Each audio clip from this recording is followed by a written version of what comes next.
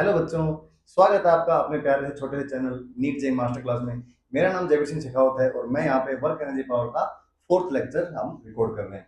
Actually पिछले 3 lecture में हमने वर्क के बारे में पढ़ा, वर्क के बारे में क्वेश्चंस करे और जो तीसरा लेक्चर था वो स्पेशली सिर्फ और सिर्फ क्वेश्चन प्रैक्टिस के ऊपर ही था। आज अपना फोर्थ लेक्चर है, आप जाके प्ले लिस्ट में चेक कर सकते हैं चैनल पे जाके। Equal to MC square energy energy में लिखा हुआ है, इसका मतलब है कि अब अपन वर्क पढ़ चुके हैं, अब एनर्जी के बारे में बात करना चाहते हैं। और आज के लेक्चर में वर्क एनर्जी थ्योरम भी हम पढ़ेंगे, उसके क्वेश्चंस भी अपन करेंगे। क्लियर? तो चलिए जल्दी शुरू करते हैं। पेन कॉपी निकाल लीजिए, हेडिंग लगा लीजिए और बीच बीच में लिखते भी रहें, क्वेश्चन भी सोल्व करें। तो ये एनर्जी के बारे में बात हो रही है बेटा, एनर्जी क्या होती है। तो बेसिकली जैसे कि अब मैं धीरे धीरे बोलूँ, हाँ लो बच्चों, हाँ ये है, तो मतलब आप लोग एनर्जी नहीं है सर में, तो हर किसी को समझ में आता है कि एनर्जी क्या चीज होती है। तो एनर्जी का मतलब है कि भाई आप मतलब कोई बॉडी है जिसमें एनर्जी है, मतलब कि वो वर्क कर सकती है। अगर उसके अंदर एनर्जी नहीं रहेगी तो वो वर्क नहीं कर सकती। क्लियर है? तो इसलिए एनर्जी को ऐसे डिफाइन किया गया कि भाई कैपेसिटी टू डू वर्क, मतलब वर्क कर सकता हो, इसका मतलब उसके अंदर एनर्जी है। अब इसके कई तरह के रूप हमारे सामने हैं, अभी भी जो हम पढ़ते हैं 11th 12th में। ठीक है, जैसे कि काइनेटिक एनर्जी, पोटेंशियल एनर्जी, इसे कहते हैं मैकेनिकल एनर्जी, जो अपन इस चैप्टर में पढ़ेंगे। और पोटेंशियल एनर्जी के कई रूप होते हैं, जैसे कि स्प्रिंग की एनर्जी अलग से पढ़ते हैं, हाइट वाली जो ग्रेविटी वाली अलग पढ़ते हैं, इस तरीके से।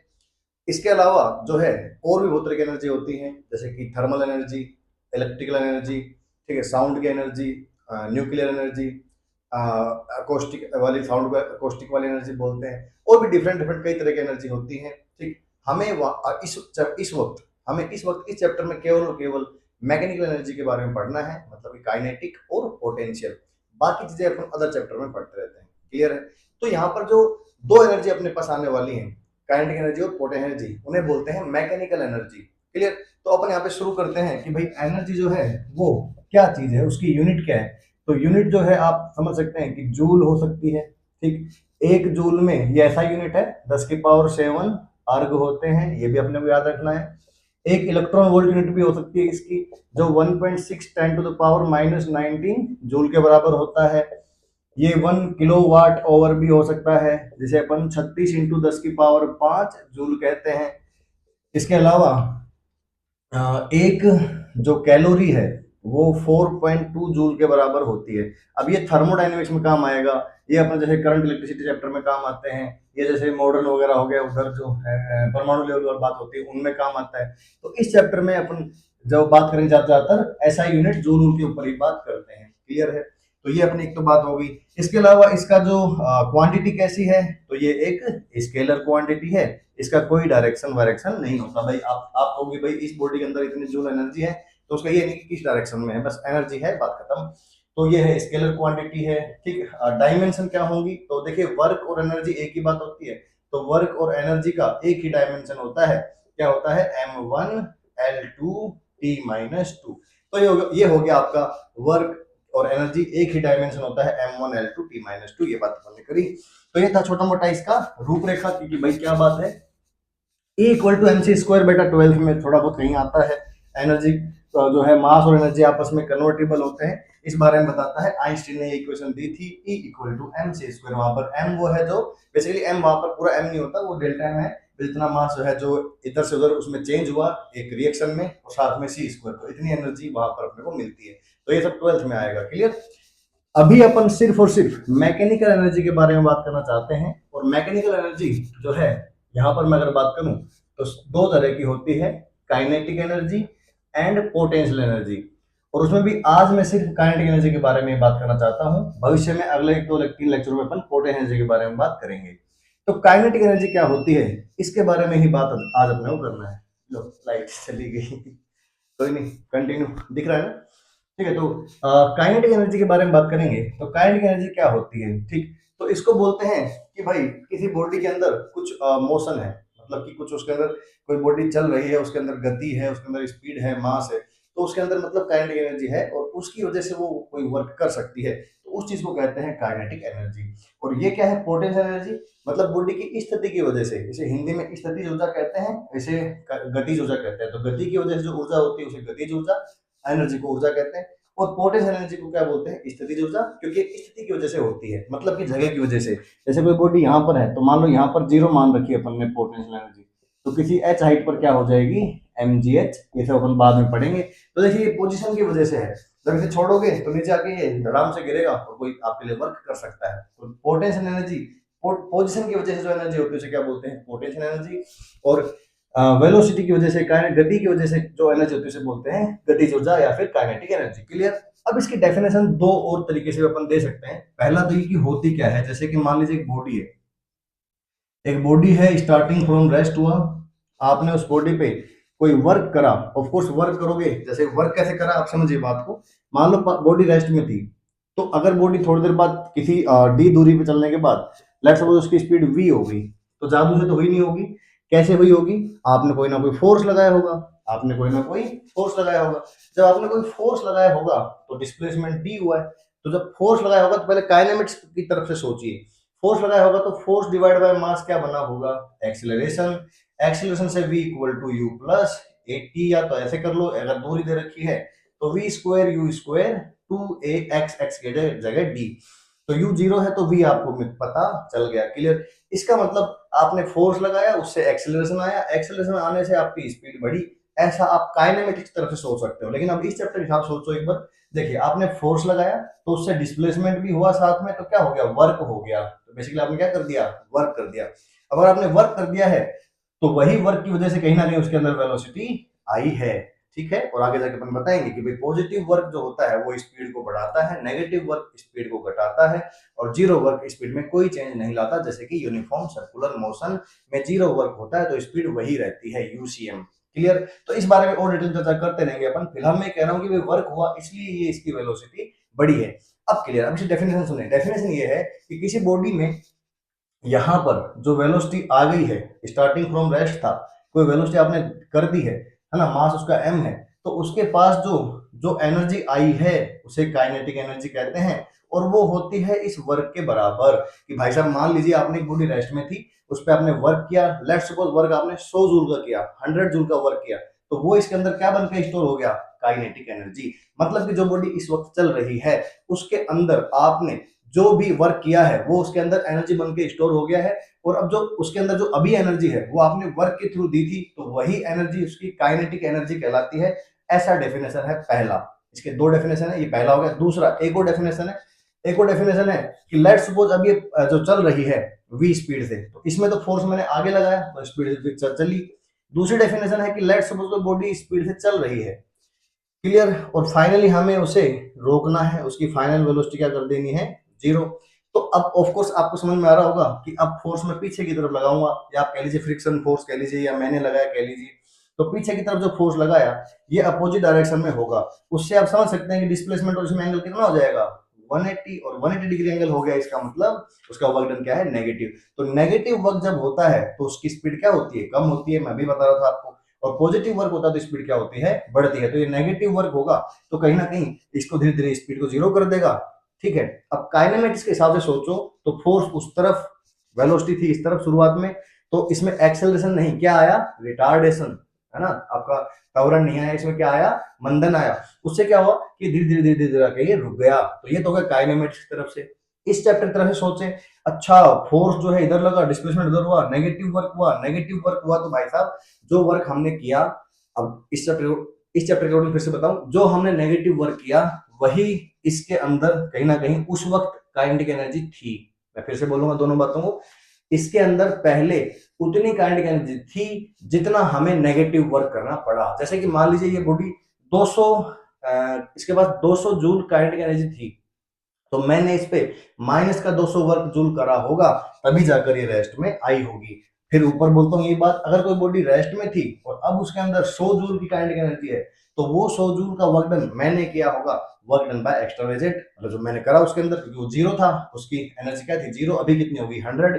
तो सारी सारी वही है जो मैंने वर्क करा है, तो that is work done bye you, जिससे कि वो पार्ट उसकी स्पीड जीरो से v हो गई। तो जो एनर्जी उसके अंदर है वो आपके वर्क डन के बराबर है। क्लियर है। और अगर उसके पास पहले से काइनेटिक एनर्जी थी तो उसको रोकने में जो कार्य आपने किया है वही उसके अंदर उस वक्त काइनेटिक एनर्जी थी जो आपने वर्क किया। क्लियर। अभी मैंने 2-3 मिनट जो सारी बातें बोली हैं आप रिपीट वर्जन में सुने, पक्का समझ में आ जाएंगी। क्लियर है, अगर पहली बार में नहीं आई तो ये एक बात है छोटा मोटा। इसकी दो डेफिनेशन हुई। मेन डेफिनेशन है कि गति की वजह से जो एनर्जी होती है उसे क्या कहते हैं अपन, काइनेटिक एनर्जी कहते हैं, गतिज ऊर्जा कहते हैं। लेकिन अगर उसको डेफिनेशन वाइज बात करें कि भाई कैसे कैलकुलेट करें, क्या होती है, तो वो मैंने आपने डिटेल में बताया कि रेस्ट से एनर्जी देने में जो आपने वर्क किया है वही उसकी वो एनर्जी है, या फिर पहले से काइनेटिक एनर्जी है तो आपने जो नेगेटिव वर्क किया उसे खत्म करने के लिए वही आपकी काइनेटिक एनर्जी उस वक्त थी। क्लियर? तो ये कुछ थ्योरेटिकल और कॉन्सेप्चुअल बातें थी, अब इनको खत्म करके अपन आगे बढ़ते हैं।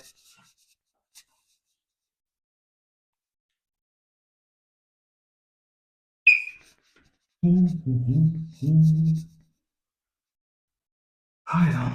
चलें, तो ये हो गया अपना छोटा सा कॉन्सेप्ट कि भाई कैसे कैलकुलेट करते हैं। अब बात आती है बेटा सबसे इंपॉर्टेंट कॉन्सेप्ट आपके इस लेक्चर की, और ये आगे इलेक्ट्रोस्टैटिक्स और कई चैप्टर तक भी जाएगा। इसे कहते हैं वर्क एनर्जी थ्योरम,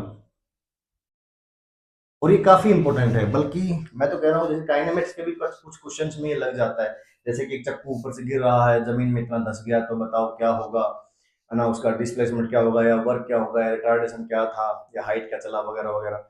और भी अच्छे अच्छे कई जगह आपके इस कॉन्सेप्ट में ये काम आता रहता है। जैसे कि मैं आपको एक अच्छा सवाल बताऊं, अभी सॉल्व तो नहीं करेंगे उसे, पर जैसे कि मान ले एक सवाल है, जैसे कि मान लो कि एक पानी के अंदर एक प्लास्टिक की बॉल है। अब पानी के अंदर है तो ऑफकोर्स उस पर फोर्स लग रहा होगा। अभी तो मैंने उसको पकड़ा हुआ है, तो जैसे ही मैं छोड़ूंगा उस पर फोर्स लगेगा, थर्स्ट फोर्स, जो कि माइनस एम जी करके नेट फोर्स उस पर आ जाएगा, क्योंकि नीचे क्या लग रहा होगा, एम जी। अब जैसे ही मैं छोड़ूंगा तो थर्स्ट फोर्स पे लगेगा, यहाँ तक, जब वो जमीन यहाँ तक आएगी पानी तक बोल, तब तक वो फोर्स इस पे नीचे लगता रहेगा, सॉरी फोर्स ऊपर लगता रहेगा, थर्स्ट फोर्स, और नीचे क्या लगेगा, एम जी। तो नेट फोर्स ऊपर रहेगा। जैसे ही वो इसके सतह पर आएगी तो यहाँ से लेके यहाँ तक क्या हो गया, कुछ ना कुछ वर्क हो गया। ठीक, वर्क हो गया तो पक्का उसके अंदर कुछ ना कुछ वेलोसिटी आ गई होगी। ठीक, हाँ सर वेलोसिटी आ गई। उसके बाद वो कुछ चुप करके ऊपर जाएगी, तो बताइए कितनी हाइट गई। अब ये सवाल अगर आप फ्लूइड मैकेनिक्स लगा लो या जो भी फिजिक्स लगा लो, सोल्व करने की कोशिश करो तो बहुत मुश्किल है। लेकिन अगर वर्क एनर्जी थ्योरम लगाओ तो बहुत आसान हो जाएगी। तो इसलिए अब वर्क एनर्जी थ्योरम क्या होती है उसके ऊपर बात करेंगे अपन। और जब इसकी बात हुई है तो ऑन द स्पॉट मैं आपको बता दूं कि बेटा यहाँ से लेके ये वाला वर्क और यहाँ पे ग्रेविटी वाला वर्क होगा। जैसे ये ऊपर जाएगी तो एम जी नीचे लग रहा होगा, तो ये ग्रेविटी वाला वर्क होगा। तो पूरा ये वर्क जो है अपन, समेशन इसका work done equal to change in kinetic energy होगा। लास्ट में velocity zero, initial velocity zero, ये ऐसे करके ये सवाल वो करा जाता है। और भी बहुत एग्जांपल है जहां पे वर्क एनर्जी थ्योरम लगा के एक टफ क्वेश्चन को बहुत ही आसान कर दिया जाता है। और ऐसा मैंने आपसे कहा था कुछ वर्क के क्वेश्चन अपन ने अभी छोड़े हैं, क्योंकि वो वर्क एनर्जी थ्योरम से बहुत ही आसान हो जाते हैं, तो अपन उसके बारे में चर्चा करेंगे।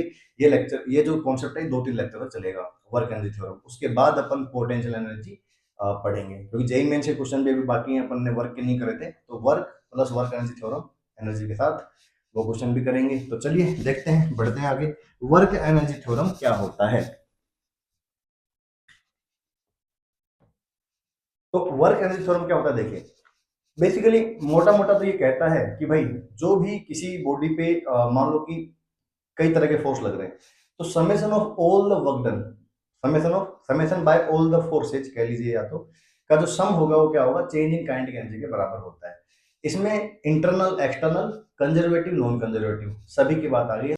क्लियर? और इस सेक्शन में हम ये मानेंगे कि पोटेंशियल एनर्जी में चेंज अपन जनरली यहाँ पर नहीं मानेंगे। कल को अगर पोटेंशियल एनर्जी में चेंज होता है तो फिर काइनेटिक एनर्जी में चेंज प्लस पोटेंशियल एनर्जी में चेंज, या फिर मतलब कह सकते हो कि मैकेनिकल एनर्जी बराबर करी जाएगी। Initial mechanical energy equal to final mechanical energy, जो कि इस चैप्टर में अपन करेंगे। ग्रेविटेशन चैप्टर में भी अपन करते हैं, इलेक्ट्रोस्टैटिक्स में भी करते हैं ये सब। तो अभी इस चैप्टर में अभी अपने पोटेंशियल एनर्जी नहीं पढ़ रहे हैं, सिर्फ काइनेटिक एनर्जी के बारे में बात कर रहे हैं। तो work done by all the forces equal to change in kinetic energy, ये है आपका वर्क एनर्जी थ्योरम का स्टेटमेंट। अब इस बारे में इसके अपन प्रूफ देखते हैं कि प्रूफ क्या है इसका, कि हाँ भाई सही कह रहा है ये बात। जैसे कि मास m है और उससे पार्टिकल u स्पीड से जा रहा था, एक्सेलरेशन a था, थोड़ी दूर बाद देखा तो उसकी स्पीड v हो गई, और लेट्स सपोज दूरी चला वो x। तो दूरी x चला। अब बताइए थर्ड इक्वेशन क्या कहती है, v square u square plus 2ax। अच्छा सर यही कहती है थर्ड इक्वेशन, तो ठीक, ओके। तो अगर आप ध्यान से देखें तो v square minus u square equal to 2, मान लो कि फोर्स एफ था जिससे ये ए आया, तो आप ए की जगह एफ बाय एम लिख सकते हैं और साथ में एक्स। अच्छा जी ये भी ठीक है। अब इसको इधर ले चलो, एफ और एक्स को एक तरफ रखो, बाकी इसको इधर ले चलो, तो m into v square minus u square divide by 2। अगर आप ध्यान से देखें तो half m v square minus half m u square, ये क्या हो गया आपका, kinetic energy final minus kinetic energy initial. ठीक, और एफ एक्स क्या होता है, वर्क डन। तो इसका मतलब work done equal to change in kinetic energy. देखिए आपके सामने प्रूफ हो गया कि वर्क डन जो है वो के फाइनल माइनस के इनिशियल होता है ना। हमने 30 क्वेश्चन लगाई, ए की जगह बाय एम लिखा। ये 11th के हिसाब से डेरिवेशन आपके लिए इंपॉर्टेंट है। नीट और बोर्ड, नीट और जेईई मेंस के हिसाब से आपको बस कॉन्सेप्ट याद रखना था कि भाई के फाइनल माइनस के इनिशियल। क्लियर, ये हो गया। कांस्टेंट फोर्स अगर हो तो, मान लो वेरिएबल फोर्स हो तो क्या करें, तो भाई साहब वर्क क्या होता है, वर्क होता है एफ इंटू डी एक्स। अगर स्मॉल वर्जन में बात करें, एफ की जगह लिखेंगे m into a into d x, integration integration. अब अगर हम ध्यान से देखें तो एम और ए की जगह हम लिख सकते हैं v d v by d x, और साथ में डी एक्स, तो डी एक्स डी एक्स को मार दिया, तो यहां पर ये बना इंटीग्रेशन एम वी डीवी। तो बेटा लिमिट लग जाएगी यू से लेके वी, क्योंकि इनिशियली यू थी, फाइनली वी थी। क्लियर है क्या। तो देखिए m इसका बाहर आ जाएगा, इंटीग्रेशन में हो जाएगा वी स्क्वायर बाय 2, लिमिट लगेगी u से v। तो बेटा वर्क डन आता है half m v square minus u square. Clear है क्या। तो this is your concept. Hello बच्चों, तो अचानक से देखा कि मेमोरी खत्म हो गई थी, तो यहाँ तक मैंने करवा दिया था कि भाई ये अपना कॉन्सेप्ट हो गया क्लियर। तो ये है अपने दो तरह के डेरिवेशन। आपको आपको एग्जाम में कहीं पे लिख के दिखाना हो तो वर्क एनर्जी थ्योरम का ये दोनों तरह का प्रूफ आप कर देंगे, तो टीचर बोलेंगे हाँ बच्चे को आता है। बाकी अपने जो है कंपटीशन एग्जाम के हिसाब से आपको देखें तो summation of all the work done equal to change in kinetic energy, इस कॉन्सेप्ट पे अपने क्वेश्चन करने हैं। क्लियर, तो ये हो गया डेरिवेशन। अब क्वेश्चन प्रैक्टिस करते हैं इसके ऊपर।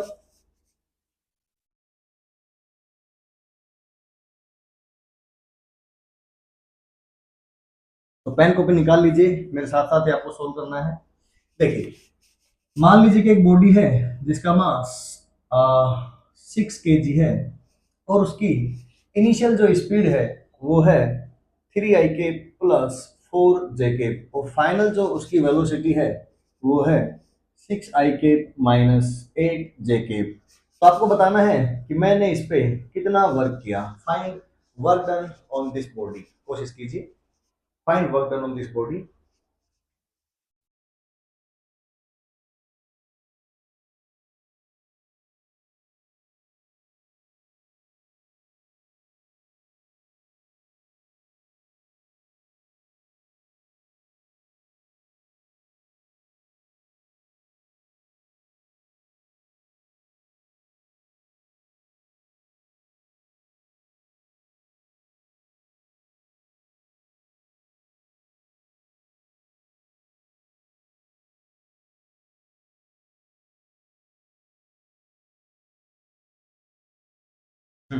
चलिए, तो आपने कर लिया होगा, मैंने कोई पोज नहीं करवाया इस बार, इतने देर आपने कर लिया होगा ये सवाल। मैं दो सवाल लिख लिया जब तक।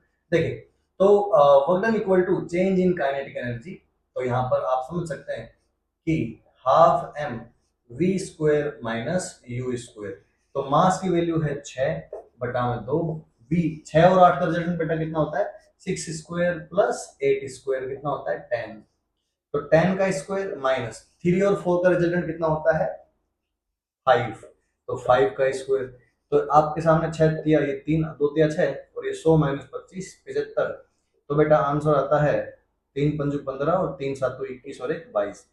ठीक, 3 पंजू 15 3 सातों, तो इतना जूल आंसर आता है। क्लियर, इतना जूल आपने वर्क डन किया होगा। तो वेक्टर रूप में दे दे, वैसे स्केलर रूप में दे दे, किसी हिसाब से दे, हमें क्वेश्चन आता है। क्लियर, चलिए ये है आपका वर्क डन थ्योरम का पहला क्वेश्चन।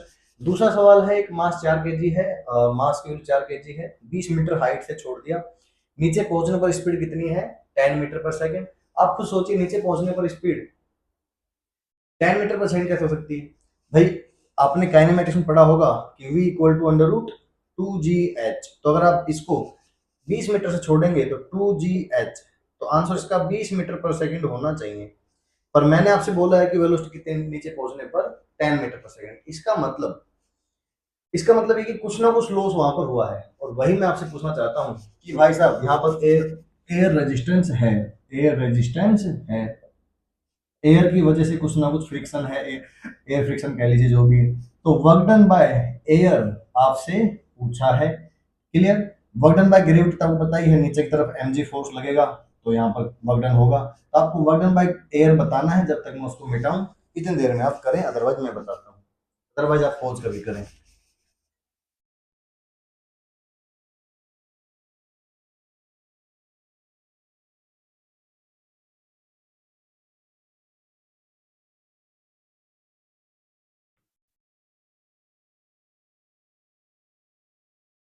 हाँ भाई, कर लिया।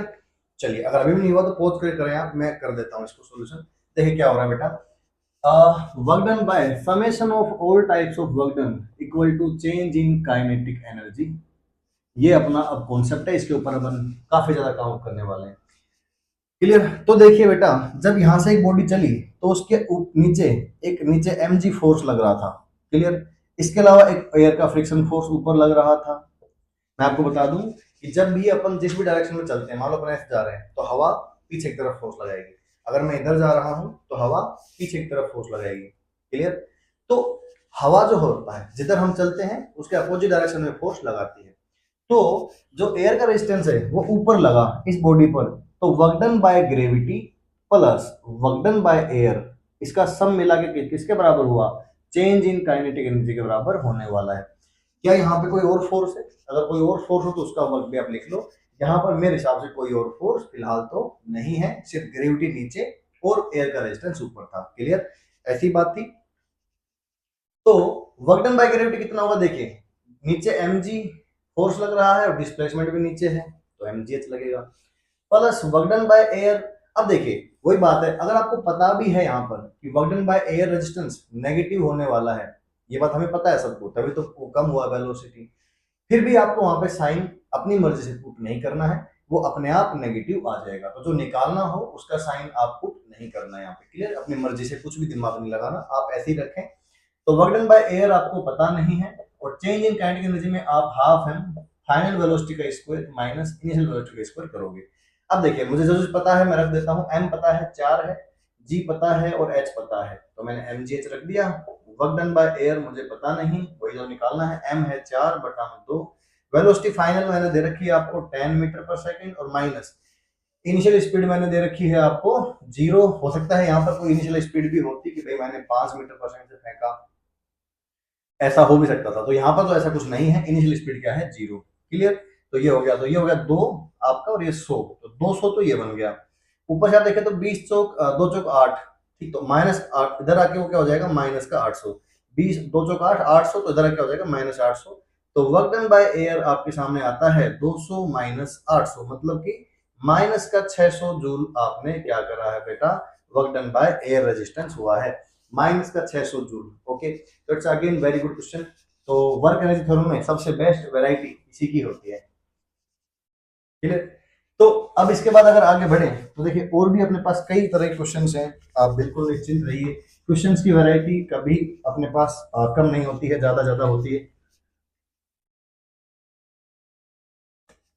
अब देखिए, अगला जो कॉन्सेप्ट है अपना वो ये है कि भाई इस तरह क्वेश्चन आपको बहुत परेशान करते होंगे कि x equal to t square या 3t स्क्वायर कर लीजिए, ठीक है, प्लस 2 ऐसे कर लो। ठीक, ये है 3t स्क्वायर प्लस 2। तो समय शून्य से लेके समय 2 सेकंड के बीच में वर्क बताना है, और मास ऑफ द बॉडी है 4 kg। क्लियर। तो ये है। अब यहाँ पर क्या होता है कि बच्चे को लगता है कि भाई मेरे को काइनेमेटिक्स में पढ़ी होती है अभी रिसेंटली, तो बच्चे को लगता है कि यार मैं मेरे को x दे रखा है तो मैं डिफरेंशिएशन करके v निकाल लूं और डिफरेंशिएशन करके a निकाल लूं, तो उससे उसको वो मिल जाएगा a। उसके बाद मास दे रखा है तो क्या पता चल जाएगा उसको? फोर्स पता चल जाएगा। फिर हम यहाँ पे 0 रखेंगे तो हमें डिस्प्लेसमेंट 2 मिलेगा, और 2 रखेंगे तो डिस्प्लेसमेंट मिल जाएगा, तो 0 से 2 के बीच का डिस्प्लेसमेंट मिल जाएगा, और उससे वो वर्क डन जब निकालता है तो आंसर सही आता है। और इससे बच्चे का कन्फ्यूजन बढ़ जाता है कि यार मेरा तो आंसर सही आया, और वो अगली बार यहाँ पर मैं टी क्यूब कर दूं, टी क्यूब, तो भी फिर वो यही मेथड लगाता है और अगली बार उसका आंसर गलत आता है। और ये वाला क्वेश्चन एग्जाम का था, तो इसलिए गलत कॉन्सेप्ट ना पढ़े, मैं आपको करके दिखाता हूँ दोनों से, आराम से आपको समझना है कहाँ प्रॉब्लम है, और अगर आपको समझ में आए तो कमेंट करना। क्लियर। चलिए मैं आपको बताता हूँ। देखिए बेटा कि यहाँ पर अगर कोई नॉर्मल बच्चा वेलोसिटी निकालता है dx बाई dt से, तो वो आता है 60 और a आता है 6 metre per second square. Force आ जाएगा ma 4 इंटू 6 24 न्यूटन। डिस्प्लेसमेंट के लिए बेटा आप एक्स इनिशियल निकालोगे तो समय शून्य रखोगे तो 2 आएगा। एक्स फाइनल निकालोगे समय 2 रखोगे तो 2 दूनी 4 या 12 और 2 14 14 आएगा। 2 दूनी 4 2 दूनी 4 या 12 और 2 14 ठीक है। तो ये है, तो डिस्प्लेसमेंट कितना आया आपका 14 से 2 गए तो 12 मीटर। तो बेटा वर्क क्या होगा, फोर्स इंटू डिस्प्लेसमेंट 24 इंटू 12, 12 चौक 48, 12 चौक 48, 12 दूनी 24 और 4 28, तो इतना आपका आता है। ठीक, ये है नकली मेथड, मतलब कि ये गलती करवाने वाला मेथड है।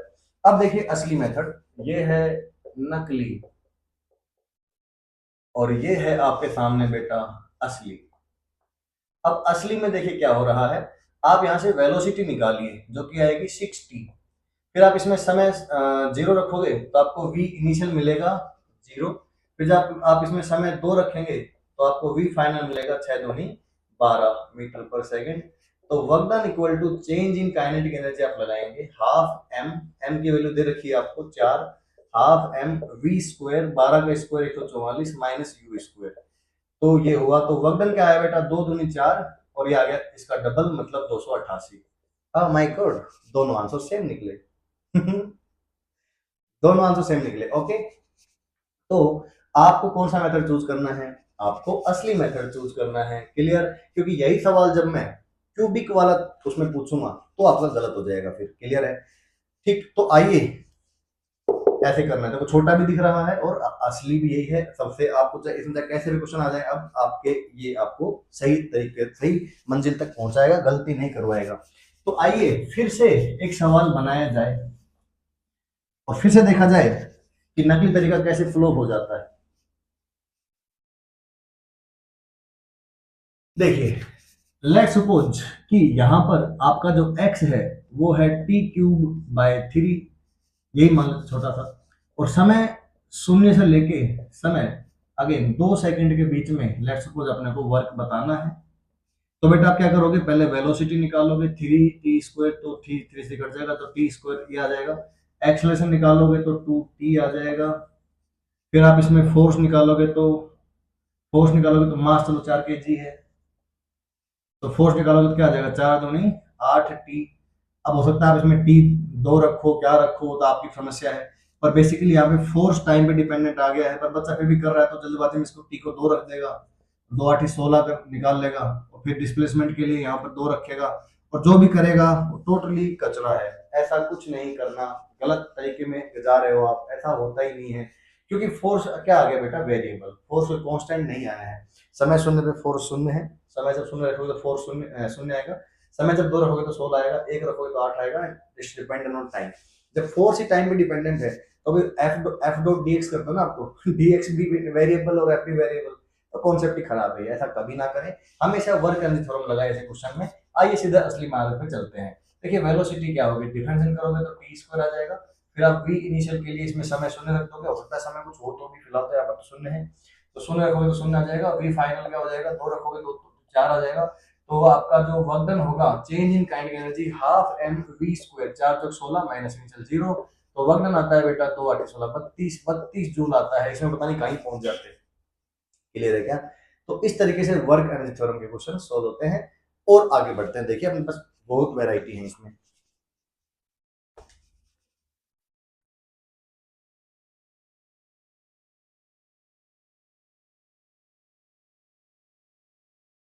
देखिए एक मास है 10 kg का, फ्रिक्शन कोफिशिएंट है 0.5, एंड जो इंक्लाइन प्लेन है उसका एंगल है 53 डिग्री। एक मास को यहां से नीचे से ऊपर फेंक दिया गया, स्पीड 40 मीटर पर सेकंड, तो आपको बताना है कि कितनी दूरी ये चलेगा, कितनी दूरी चलेगा। अब आप देखो सर ये वर्क रेट थोड़ा मुझे थोड़ी है, तो एनएलएम का सवाल है, जब हम फ्रिक्शन पढ़ते थे तो उसमें हम इसमें निकालते थे कि भाई टोटल एक्सेलरेशन या रिटार्डेशन निकाल के v square u square use करेंगे तो सवाल हो जाएगा। बिल्कुल आप कर सकते हैं, आइए मैं आपको दिखाता हूँ कैसे। देखिए सबसे पहले आप फ्रिक्शन फोर्स निकालेंगे जो कि mu into m g cos theta से निकलेगा। तो बेटा इसका फ्रिक्शन फोर्स जो होगा, म्यू कितना है 0.5, एम कितना है 10, जी कितना है 100, कोस थीटा बेटा 3/5 होगा, 5 से 5 गया, एक इसको मिला 30 आ गया, फ्रिक्शन फोर्स की वैल्यू कितनी आ गई 30। इसके अलावा बेटा नीचे की तरफ एम जी साइन थीटा भी है, फ्रिक्शन फोर्स भी है। तो एम जी साइन थीटा की अगर मैं बात करूं तो वो होगा एम कितना है 10, सो साइन थीटा होगा 4/5, 5 20 चौक 80। तो 80 न्यूटन ये होगा और 30 न्यूटन ये है। तो बेसिकली अगर हम देखें तो जो जो इसका एक्सेलरेशन है वो है 80 प्लस 30, सॉरी रिटार्डेशन जो है 80 प्लस 30 110/10। तो 11 मीटर पर सेकंड स्क्वायर इसका रिटार्डेशन है। उससे ये कितना दूर जा पाएगा आप समझिए, उससे जा पाएगा v square equal to u square plus 2ax। तो बेसिकली v तो जीरो हो जाएगा और u आपका ये है, ये रहा 40। तो 40 का स्क्वायर और a नेगेटिव का है, 40 का square 1600 upon 2a। So basically this is the answer, जो भी है ये 800/11। कितना आंसर है 800/11, दिस इज द आंसर। तो ये है आपका एनएलएम वाला तरीका, फ्रिक्शन वाला तरीका। इसमें रिटार्डेशन निकाल के आप इसमें काम कर सकते हैं। क्लियर है। अब अपन जो करना चाहते हैं वो है इस चैप्टर का तरीका। इस चैप्टर मैंने आपसे कहा था वर्क एनर्जी थ्योरम काफी चीजों में काफी चैप्टरों में लगती है, तो उसमें एक ये भी एग्जांपल है। तो अपन क्या करेंगे बेटा कि work done by gravity plus work done by friction equal to change in kinetic energy, मतलब कि final minus initial. Final kinetic energy zero है क्योंकि फाइनल तो रुक जाएगा ना यहाँ पे आने के बाद। और इनिशियल काइनेटिक एनर्जी क्या है half m v square, m half m v square जो है 40, उसका स्क्वायर 1600। हालांकि वर्क डन बाय ग्रेविटी अपने को पता है, work done by gravity, gravity का फोर्स कितना है यहाँ पर एम जी साइन थीटा, जो कि 80 न्यूटन है। तो 80 इंटू में x plus work done by force जो है 30, तो 30 इंटू में एक्स। तो बेसिकली 110 एक्स इक्वल टू और हमें पता है ये दोनों के दोनों जो वर्क डन है वो नेगेटिव है क्योंकि पीछे की तरफ लग रहे हैं। इसलिए हम चाहे तो इसमें अब हमें वैल्यू पता है तो हम माइनस माइनस लगा सकते हैं क्योंकि वैल्यू हमें पता है ये माइनस की है। तो सामने वाला -5 और इंटू 1600। तो x की वैल्यू आती है भाई, कितनी आती है देखो, हाफ एम वी स्क्वायर, ठीक है। और ये 80 और ये 30 है ना, सही चल रहा है अभी तक काम। तो 5 इंटू ये माइनस माइनस कट गया, 5 इंटू 1600 डिवाइड बाय 110, जीरो से जीरो गया और 16 पंचो 80, 800/11। तो देखिए दोनों से ही हमारा आंसर आया, दोनों कॉन्सेप्ट अपनी है, दोनों से अपना आंसर आ सकता है। जैसे आपको सही लगे आप कर सकते हैं।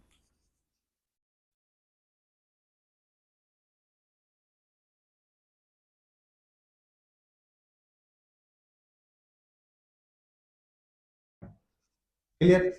तो ये था भाई कुछ एग्जांपल इसके। अब देखते हैं और अपने पास इस वैरायटी में कुछ बचा है क्या। ठीक है। अब एक और वैरायटी है वर्क एनर्जी थ्योरम के अलावा, मैं सोच रहा हूँ उसमें नया लेक्चर बनाए। वर्क काइनेटिक थ्योरम का अपन यहाँ पर जो है समापन करते हैं। इसके कुछ और क्वेश्चन या फिर वर्क और एनर्जी और मोमेंटम की ग्राफ और परसेंटेज वाले क्वेश्चन वो अपन नेक्स्ट लेक्चर के लिए बनाते हैं। क्लियर। तो अभी यहीं पर ही अपन कुछ क्वेश्चंस के साथ ही इसको समाप्त करते हैं। फिर अगले वाला जो होगा उसमें अपन परसेंटेज के क्वेश्चंस करेंगे, जैसे कि 300% काइनेटिक एनर्जी बढ़ी तो मोमेंटम कितना बढ़ा, या वेलोसिटी कितनी बढ़ी, या वेलोसिटी इतना बढ़ा तो काइनेटिक एनर्जी कितनी बढ़ी, या वेलोसिटी 3% बढ़ा तो काइनेटिक एनर्जी कितनी परसेंट बढ़ी। इस तरह के सारे क्वेश्चन की वैरायटी अगले लेक्चर में। इसके अलावा ग्राफ्स, काइनेटिक एनर्जी, मोमेंटम और ये वेलोसिटी और इनके वजह से ग्राफ्स, ये सारे क्वेश्चंस और कुछ नीट और एम्स लेवल के क्वेश्चंस अपने वर्क एनर्जी थ्योरम के ऊपर ये अपन अगले लेक्चर में करेंगे। क्लियर। तो चलिए देखते रहिए अपना प्यारा channel NEET JEE master class और सपोर्ट कीजिए हमें। हमें यहाँ पे क्वेश्चन प्रैक्टिस और उस पर ज़्यादा ज़्यादा ध्यान देते हैं कि आपकी ज़्यादा ज़्यादा क्वेश्चन प्रैक्टिस हो सके, ताकि आपको जो है आपको जितने भी डर होता है, मेन बच्चों को फिजिक्स में क्या डर होता है क्वेश्चंस, और मैं यहाँ पर ज़्यादा से ज़्यादा क्वेश्चन मैं आपको करवाऊंगा। आप मेरे साथ पहले खुद अटेंड करें, आपको नहीं आए तो देखें। तो उससे क्या होगा, ज़्यादा क्वेश्चन आप जब अटेंड कर लोगे तो आप फिर कोई और मटेरियल भी लगा सकते हो। हम मटेरियल वेटेरियल भी प्रोवाइड करवाते हैं फ्री में। अगर आप रेगुलर कस्टमर हैं, हमारे व्यूअर हैं, पेमेंट वेमेंट करते हैं, तो हम आपको टेलीग्राम चैनल पे आप जुड़ जाइए। टेलीग्राम चैनल का नाम है NEET JEE master class. Channel के नाम से ही बिना स्पेस और लास्ट में बस 1, इससे जुड़ जाइए और वहां पर कुछ कमेंट करिए कि सर अभी आप बात कर सकते हैं या कुछ पूछ सकते हैं या डाउट पूछ सकते हैं। जो भी मैंने पढ़ाया है उसमें कहीं पर भी कोई भी डाउट है तो आप वहां पर पूछ सकते हैं कि सर ये वाली लाइन या ये वाली बात आप थोड़ा समझा दो, तो अपन पर्सनली चैट करके वो बात भी समझ सकते हैं। क्लियर है।